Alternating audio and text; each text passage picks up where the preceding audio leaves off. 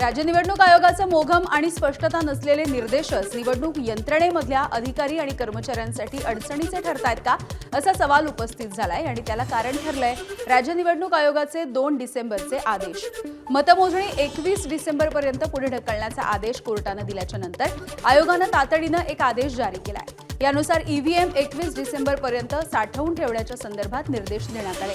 मात्र या आदेशामधला 5वा मुद्दा अधिकाऱ्यांची झोप उडवणारा ठरलाय। गोंधळलेल्या काही अधिकाऱ्यांनी आधीच सील होऊन आलेल्या ईव्हीएम मशीनचं स्विच बंद आहे की नाही हे तपासण्याची कृती केलेली आहे। असाच प्रकार गोंदिया जिल्ह्यामधल्या सालेकसा या ठिकाणी देखील घडलाय। पुणे महानगरपालिका निवडणुकीमध्ये दोन्ही राष्ट्रवादी काँग्रेस एकत्र लढण्याला शरद पवार यांच्या राष्ट्रवादीकडून कडाडून विरोध करण्यात आलाय। अजित पवार यांच्या राष्ट्रवादीचाच यामधून फायदा होईल असं शरद पवार यांना पटवून दिल्याचा दावा प्रशांत जगताप यांनी केला। दोन्ही राष्ट्रवादी एकत्र आल्यास अजित पवार यांच्या पक्षाच्या 40 ते 45 जागा येतील, मात्र शरद पवार यांच्या राष्ट्रवादीच्या केवळ 3 ते 11 जागाच येतील असं जगताप यांनी म्हटलं। मात्र दोन्ही राष्ट्रवादी स्वतंत्र लढल्यास शरद पवार यांच्या पक्षाच्या 23 ते 47 जागा निवडून येतील असं प्रशांत जगताप यांचं म्हणणं आहे। त्यामुळे त्यांनी अजित पवार यांच्या पक्षासोबत पुण्यामध्ये आघाडी करण्यासाठी विरोध केलाय। प्रशांत जगताप यांनी केलेल्या या सर्वेच्या नंतर शरद पवारांनी त्यांना पाठिंबा दिला असं प्रशांत जगताप यांचं म्हणणं आहे। राष्ट्रवादी काँग्रेस पार्टी पक्षाला मिनिमम 23 जागा निघतील, मॅक्सिमम त्या ठिकाणी यस आणि मॅक्सिमम 46-47 जागांपर्यंत आम्ही पोहोचू अशी प्रकार। महाविकास आघाडी म्हणून लढला तर तुम्हाला 23 ते 47 जागा मिळतील असं तुमचं म्हणणं माझं म्हणणं। आणि अजित पवारांसोबत जर तुमचा पक्ष गेला तर मात्र आम्ही साधारणतः 3 ते 11-12 पर्यंत राहू। म्हणजे ती खूप निचांकी आकडा राष्ट्रवादीच्या स्थापनेपासून पुणे शहरातील आणि जर अजित पवार तुमच्या पक्षासोबत लढले तर त्यांच्या पक्षाच्या किती येतील? त्यांचे 4 पट होतील। त्यांच्या 4 पट होतील म्हणजे तुमचा त्यांना फायदा होईल। हा निश्चित होईल त्यांना। मी याच्यामध्ये त्यांना दिलं की बाबा साधारणतः 8 ते 14 जागा त्यांच्या राहतील। अजित पवारांच्या पक्षाच्या 8 ते 14 त्यांच्या जागा कमी लेखाव्या असं माझा विषय नाही। माझा अनुमान तुमच्या पक्षासाठी माझ्या पक्षाच्यासाठीचा हा अनुमान आहे। दरम्यान प्रशांत जगताप यांच्या भूमिकेनंतरही पुण्यामध्ये दोन्ही राष्ट्रवादी एकत्र याव्यात यासाठी अजित पवार यांचे प्रयत्न सुरू असल्याची माहिती आहे।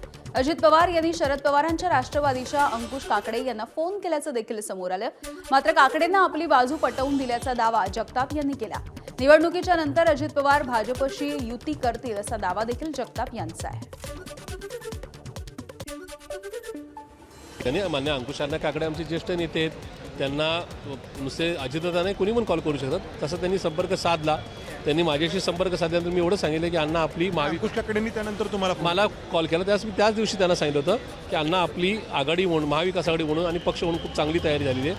अशा परिस्थितीत आपण जर या ठिकाणी काही चुकीचा निर्णय घेतला तर पुणेकरांच्या नजरेत त्यांना वेगळं चित्र निर्माण होईल। नागपूर महानगरपालिकेच्या प्रारूप मतदार यादीमध्ये प्रचंड गोंधळ असल्याचे आरोप होत आहेत। पूर्व नागपूरचे भाजपचे आमदार कृष्णा खोपडे यांच्यासह त्यांच्या परिसरामधील तब्बल 400 मतदारांचं नाव हे दुसऱ्या मतदार यादीमध्ये आल्यामुळे हा गोंधळ निर्माण झालाय।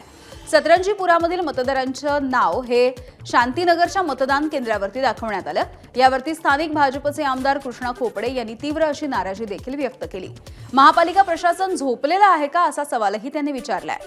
पूर्व नागपूर विधानसभा मतदारसंघामध्ये 30 ते 35 हजार मतदारांचं नाव त्यांच्या नेहमीच्या मतदान केंद्राच्या ऐवजी वेगळ्याच मतदान केंद्रावरती दाखवल्याचा आरोपही आमदार खोपडे यांनी केलाय।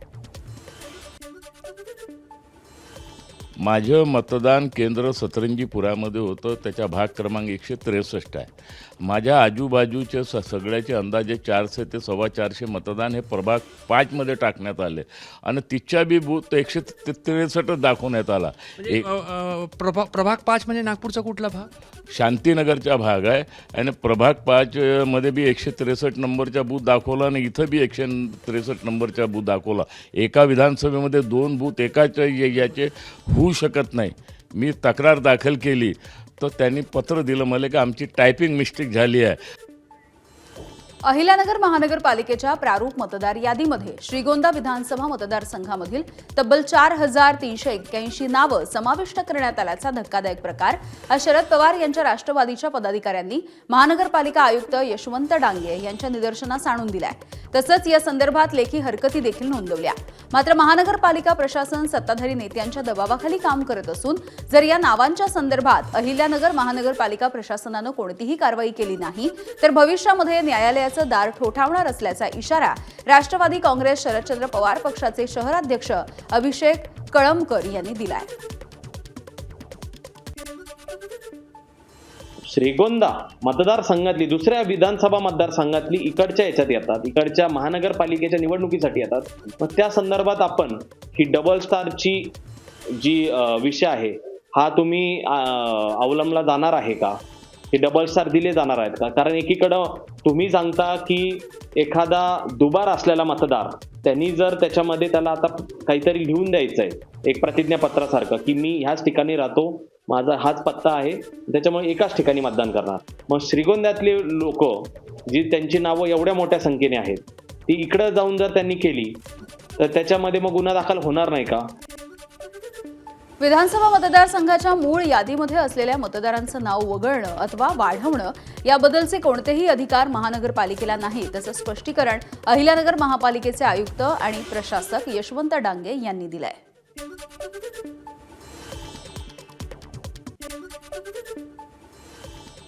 अहिल्यानगर महानगरपालिकेला ही जी यादी बनवत असताना 1 जुलै 25ची यादी आधारभूत मांडलेली आहे आणि त्या आधारभूत यादीमध्ये ज्या ठिकाणचा ज्या भाग यादीमध्ये पत्ता आहे तीच आपल्याला कन्सिडर करावी लागणार आहे.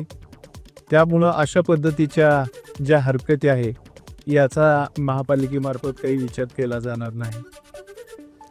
धुळे महानगरपालिकेच्या निवडणुकांच्या पार्श्वभूमीवरती प्रारूप मतदार याद्या प्रसिद्ध करण्यात आल्या. यानुसार गेल्या 7 वर्षांमध्ये शहर हद्दीवाढीमधील 11 गावं मिळून 1 लाख मतदारांची भर पडली आहे. यामध्ये 29,759 मतदार हे दुबार आढळून येत आहेत आणि या मतदारांकडून आता हमीपत्र लिहून घेण्याचं महानगरपालिकेच्या समोर मोठं आव्हान असेल. महानगरपालिकेनं स्टार चिन्हासमोरील मतदारांना तातडीनं हमीपत्र आणि अर्ज सादर करण्याचं आवाहन केलंय. यादीमध्ये ज्यांच्या नावासमोर स्टार आहे त्या व्यक्तींची नोंद दुबार संशयित अशी मानली जात असून अंतिम मतदार यादीमध्ये नाव टिकवण्यासाठी हमीपत्र अनिवार्य करण्यात आलंय. कल्याण पश्चिमेमधल्या एका पॅनलमध्ये तब्बल 1800 दुबार मतदार असल्याचं आढळून येत आहे. ही सर्व नावं एका विशिष्ट समाजाची असल्याचं देखील बोललं जात आहे. हे सगळं बघता मतदार यादी बिनचूक होईपर्यंत कल्याण डोंबिवलीमधील निवडणूक पुढे ढकलण्याची मागणी कल्याण पश्चिमेमधील भाजपचे माजी आमदार नरेंद्र पवार यांनी केली. यासोबतच मतदार यादीमधील दुबार मतदार काढून ते अद्ययावित करून इतक्या मोठ्या संख्येनं दुबार मतदारांची नावं आहेत त्यामागे काही षडयंत्र आहे का असा संशय देखील भाजपनं व्यक्त केला. या सगळ्या प्रक्रियेमध्ये प्रचंड घोळ आहेत. सुरुवातीला मतदार याद्या जेव्हा प्रसिद्ध झाल्या त्यामध्ये अख्खेच्या अख्खे बूथ म्हणजे हजार 800 नावं एक बूथ रोड क्रॉस करून 4-5व्या वॉर्डमध्ये गेलेले. त्या याद्यांमध्ये घोळ आहे हा लवकर रेक्टिफिकेशन झाला पाहिजे. अन्यथा आम्ही कोर्टामध्ये जाऊ, निवडणूक करत पुढे ढकलली पाहिजे. जोपर्यंत याद्यांमधला घोळ संपत नाही तोपर्यंत निवडणूक कशी काय घेणार? जळगावच्या एरंडोल इथे स्ट्रॉंग रूमच्या बाहेर ठेवलेल्या सीसीटीव्ही कॅमेराचा डिस्प्ले 2.5 तासापर्यंत बंद पडल्याचा प्रकार समोर आला. या प्रकरणी उमेदवार आणि प्रतिनिधींनी आक्षेप नोंदवला. तसंच तहसीलदारांकडे देखील आता तक्रार दाखल करण्यात आली. जळगावच्या भडगाव आणि पाचोऱ्यामध्ये ईव्हीएम ठेवलेल्या स्ट्रॉंग रूमच्या सुरक्षेला अनपेक्षित वळण मिळालंय. दोन्ही ठिकाणी सरकारी सुरक्षा यंत्रणांसह गणवेशधारी खासगी सुरक्षा रक्षक तैनात करण्यात आले. शिंदेच्या शिवसेनेचे आमदार किशोर पाटील यांनी आपल्या उमेदवारांच्या आग्रहास्तव हे खासगी सुरक्षा रक्षक तैनात केलेत. या दोनही शहरांमध्ये नगरपालिका निवडणुकीमध्ये शिंदेची शिवसेना आणि भाजप यांच्यामध्ये जोरदार सामना रंगलेला असताना खासगी सुरक्षा रक्षकांमुळे राजकीय चर्चांना उधाण आलंय. परभणीच्या गंगाखेडमधल्या स्ट्रॉंग रूम परिसरामध्ये अजित पवार यांच्या राष्ट्रवादी काँग्रेसकडून 2 सीसीटीव्ही बसवण्यात आले. स्ट्रॉंग रूमच्या बाहेर प्रशासनाबरोबरच राष्ट्रवादीच्या सीसीटीव्हींचा देखील पहारा बघायला मिळतोय. धुळे जिल्ह्यामधल्या पिंपळनेर नगर परिषद निवडणुकीमध्ये महाविकास आघाडीनं निवडणूक अधिकारी आणि पोलीस प्रशासनाला मतदान पेट्यांच्या सुरक्षिततेविषयी महत्त्वाचं निवेदन सादर केलं. नगराध्यक्ष पदाच्या उमेदवार प्रतिभा चौरे यांच्या नेतृत्वाखालील शिष्टमंडळानं ईव्हीएम ठेवलेल्या स्ट्रॉंग रूमच्या सुरक्षेची जी व्यवस्था आहे त्याची आणि मतमोजणीच्या अखंड पारदर्शकतेची मागणी केली आहे. सुरक्षा स्टाफ, सीसीटीव्ही, आकडेवारी, इमारतीचा ब्लूप्रिंट, सीलचा कलर प्रिंट देणं तसंच स्ट्रॉंग रूम फक्त उमेदवारांच्या समोरच उघडणं आणि मतमोजणी सलग करण्याची मागणी देखील करण्यात आली. महाविकास आघाडीच्या निवेदनामुळे प्रशासनावरती निवडणुकीच्या शेवटच्या टप्प्यात सुरक्षा व्यवस्था अधिक कडक करण्याचा दबाव देखील वाढण्यात आला आहे. स्ट्रॉंग रूम मधील स्विच बाबत माहिती घेण्याचं पत्र राज्य निवडणूक आयोगानं दिलंय. हे पत्र म्हणजे सत्ताधारी राज्य निवडणूक आयोगाला वेठीस धरून आपलं काम करत आहेत का, किंवा राज्य निवडणूक आयोग सत्ताधाऱ्यांना लाभ पोहोचवण्याचं या माध्यमातून काम करतोय का, असा संभ्रम निर्माण झालाय. त्यामुळे राज्य निवडणूक आयोगाच्या या पत्रामुळे आता खरोखरच सत्ताधाऱ्यांना याचा लाभ मिळेल असा संभ्रम निर्माण झाल्याचा आरोप भंडारा नगराध्यक्ष पदाच्या काँग्रेसच्या उमेदवार जयश्री बोरकर यांनी राज्य निवडणूक आयोगावरती केला आहे. उमेदवार म्हणून एक संभ्रम निर्माण झालेला आहे राज्य निवडणूक आयोगावर, की ते म्हणत आहेत की स्विच बंद आहे की नाही हे तपासून पाहिलं की नाही. परंतु आम्हाला सर्व उमेदवारांना असं वाटत आहे की जो आता राज्य निवडणूक आयोगाने पत्र काढलेलं आहे, तर हा पत्र जो आहे हा असं वाटत आहे की सत्ताधाऱ्यांना लाभ पोहोचवण्याचं काम पत्राद्वारे आम्हाला दिसत आहे. नगर परिषद निवडणुकीच्या मतदान प्रक्रियेच्या दरम्यान बीड आणि गेवराईमध्ये मोठा गोंधळ उडाला. आता याचीच गंभीर दखल घेत मतमोजणीच्या दरम्यान कायदा हातात घेणाऱ्यांना हद्दपार करण्याचा इशारा पोलीस अधीक्षक नवनीत कौवत यांनी दिलाय. तर गेवराईमधील पंडित आणि पवार यांच्यामध्ये झालेल्या राड्याच्या प्रकरणी पोलिसांनी 17 जणांना अटक केली. या आरोपींना अप्पर पोलीस अधीक्षक सचिन पाणकर यांच्यासमोर सोमवारी हजर केलं जाईल. कोल्हापुरातल्या मुरगुडमध्ये नगर परिषद निवडणुकीच्या निकालाच्या आधी लाखांची पैज लागल्याचं समोर येत आहे. शिवसेना आणि भाजपच्या भैया कुडवे आणि राष्ट्रवादी काँग्रेसच्या पंकज नेसरीकर यांच्यामध्ये ही पैज लागली आहे. वॉर्ड क्रमांक 1 मध्ये शिवसेनेच्या दोन्ही जागा निवडून आल्या, तर पंकज नेसरीकर यांनी भैया कुडवे यांना 1 लाख रुपये द्यायचं ठरवलंय. याच वॉर्डामध्ये राष्ट्रवादीच्या दोन्ही जागा निवडून आल्या, तर भैया कुडवे यांनी पंकज नेसरीकर यांना 1 लाख रुपये देण्याची पैज लागली आहे. एबीपी माझा, उघडा डोळे बघा नीट.